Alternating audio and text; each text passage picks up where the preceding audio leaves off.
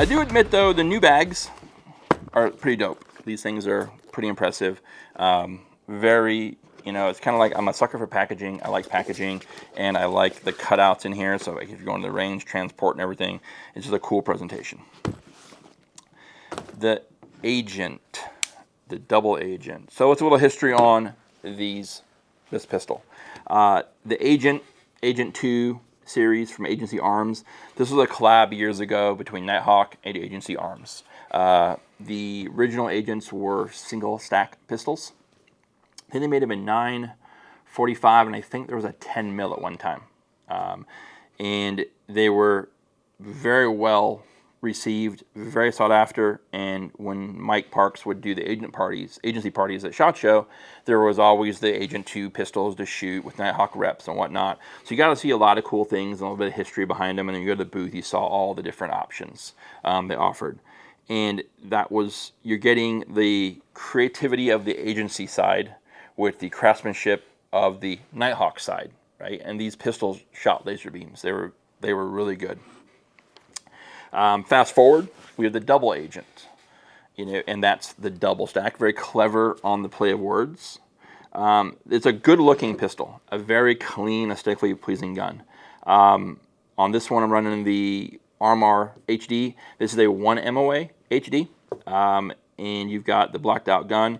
You'll notice something a little different on the module, which we'll talk about, and then, of course, the slide and the very cool-looking, was it 1, 2, 3, 4, 5, 6, 7, 8? Yeah, octagon, hexagon, you know what it is. So that is something that if you followed Agency Arms products, you might know where I'm going with this conversation. So when I saw this was coming, I've got a good relationship with Nighthawk. I've done Nighthawk guns in the past. Landon Stone, Mark's son, he was always great to me in the channel. He has moved up in the corporate food chain there. There's a new guy in marketing I haven't had a chance to meet. But there hasn't been a whole lot from Nighthawk that I wanted to ask for or get review. There's a couple pistols that just recently came out that I like, but when I was at SHOT Show, this one really caught my eye. And when I was at SHOT Show, the brief time I got to go to Nighthawk, there were so many people around this pistol, I didn't really get a chance to touch it, feel it, play with it as I would have.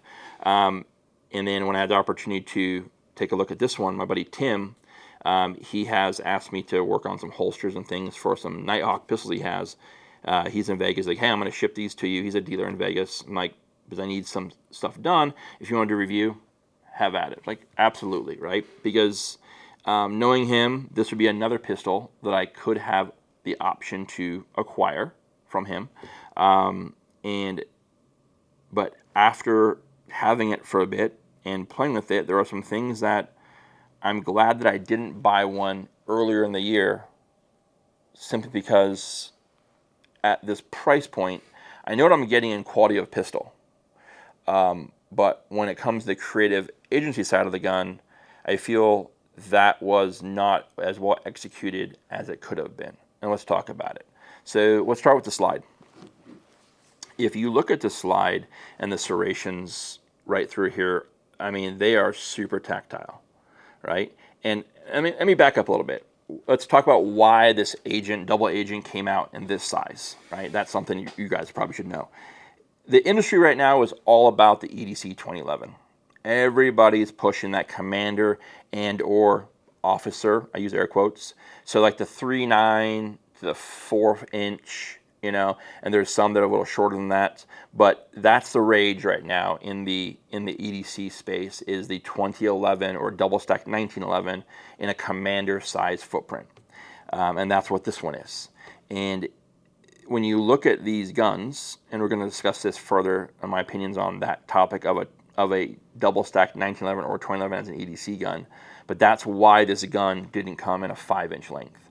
And I'll touch on that as well, because I feel that as cool as this gun is, there is, as I mentioned earlier, a lack of creativity in what they came to the table with on the top end of this gun.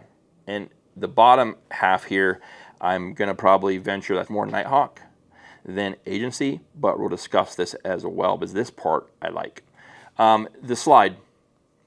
When you look at this pistol, and if you followed Agency Arms products in the past, this is very for lack of better words, recycled. This is very similar to, I believe it was is it either gavel or gravel back in the day. I want to say it was gravel, but they did them on Glocks, and 320s, I believe, got that treatment as well. And it was this micro-aggressive texture on the slides. On the 320, I have had some officers in California and Florida who had those pistols a few years back, and the chamfered edges right here where the texture rolls up and to the center of the slide, right? It just doesn't stay on the flats. So this chamfered edge right here, when you run your finger across it, I don't know if you can hear that. No, you probably can't. But it on a Safari holster, it was like a saw blade. It was just sawing back and forth, right? Because when you look at these chamfered edges, they are just as sharp as the flats. And what happened was, over time, they were just losing retention because the serrations were just eating channels through the plastic. And that was something that they ended up swapping slides. But this slide texture and slide design has been done. Like, it's not new. It's been on other guns. And that was kind of disappointing, right? Because as soon as I opened the box up, I recognized the slide, the serrations, right? Is it cool? Absolutely. It's sexy? Yes.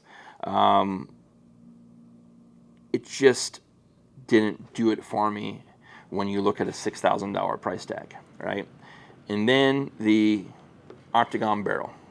This is another one that's been done in the past on agency guns, and I believe I've seen something similar to this on the Salient Arms pistols back in the day. The Blues, I think they were.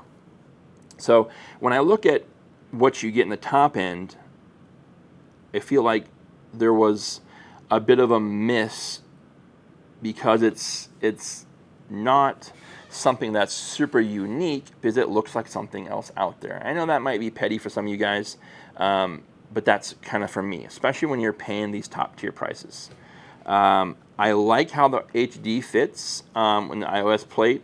And unfortunately, with the iOS plate, you don't get a front sight, right? Because there's just no way to put a sight in here plus the plate. You can see how this sucker is pushed all the way back. So if you had an RMR plate, SRO, this plate would work, but on the RMR plate or the HD plates, you're not going to be able to run that front sight like you see on some other guns, simply because of the length of the red dot.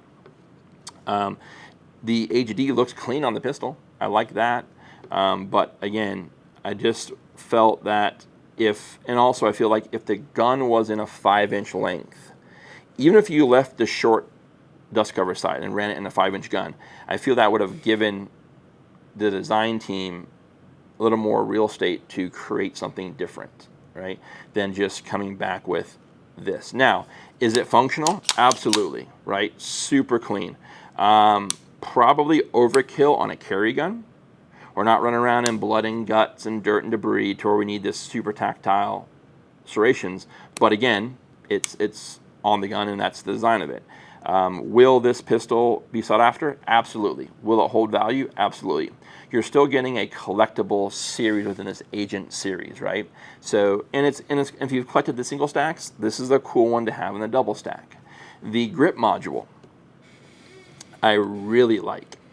And I feel and I understand, again, it's kind of, I get the design concept.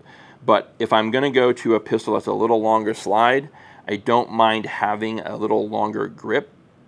But the 16 round, it's just a hair short in my hand, but not uncomfortable, right? But man, do I really like the texture on the front and the sides of this grip. And I like that it's aluminum, lighter weight. I really like how clean the blending is over here. You'll see how clean the blending is from the beaver tail to the safeties.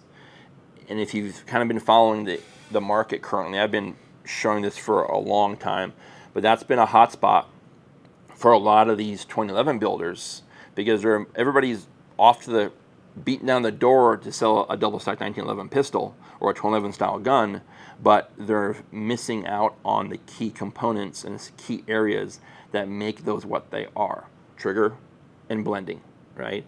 The gun has to be clean, because with those mechanical movements getting this gun off safe, you can't have a pinch or a rub or a hot spot. You guys have probably heard me in the past talk about this giant callus right here in my hand. When I shoot like a staccato, for example, this callus gets cut open quite a bit, because the blending, the safety, when it's on, it comes down, it doesn't have a blended edge right there. It's just a square overhang, and it just makes it very difficult to shoot a pistol for a long period of time. Of course, this being a Nighthawk, no issues whatsoever. So very cool. You've got equal width safeties on both sides, so no hitting the index finger when the safety comes down. And that trigger, super clean, very clean. Reset. That's super short, right? Today the gun shot amazingly well. And you guys are probably going to watch this and say, oh, Jeff's complaining about cosmetics. I am, because at the end of the day, this is still a Nighthawk. It's still a badass built pistol, worth every penny of the price tag, because you're paying for what's on the inside and how that slide to frame fit is, how well this gun is built, and the components and American craftsmanship that you're paying for in this gun. Would I have liked to see something different on the slide? Absolutely. That's just me, right?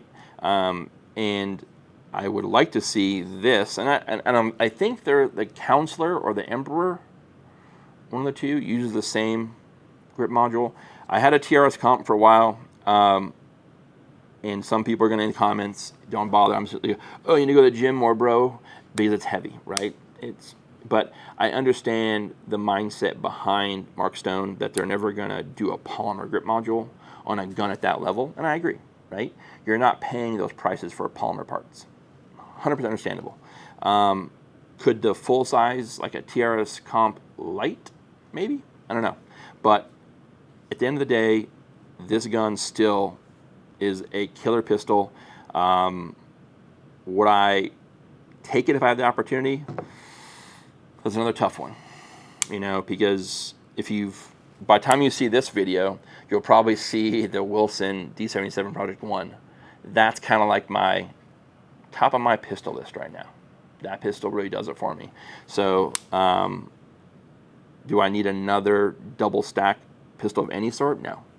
But this is a pretty awesome collaboration, once again, the Agency Arms and Nighthawk, and I think they did a great job. I just would like to have seen a little more creativity on the slide, in the barrel. That's about it. But otherwise, cosmetically, beautiful pistol, very well done. You guys can see these at Nighthawk, do your thing there, Agency. There's other dudes have them, posted content on them. But at the end of the day, I would have liked to see, or bring them both out. So I know back in the day, I want to say they did an Agent in a commander length and an Agent in a government length. That would be super cool if they did that with this one, right? But again, the slide would have to be the same. So it's kind of, I don't know. Anyway, you guys, that's what I got for you guys on the double Agent from Agency Arms and Nighthawk. Beautiful gun, shot super, super clean, super tight. I didn't expect anything less. But if you like what you see, like, share, comment, hit the website, rdrgear.com. If you do have one of these, you did need a holster for it. We do have Safari holster mods that would accept this pistol with a weapon light, with either TLR7, HLX, X300, etc. You can find all that stuff on our website at rdrgear.com. Be well. Take care.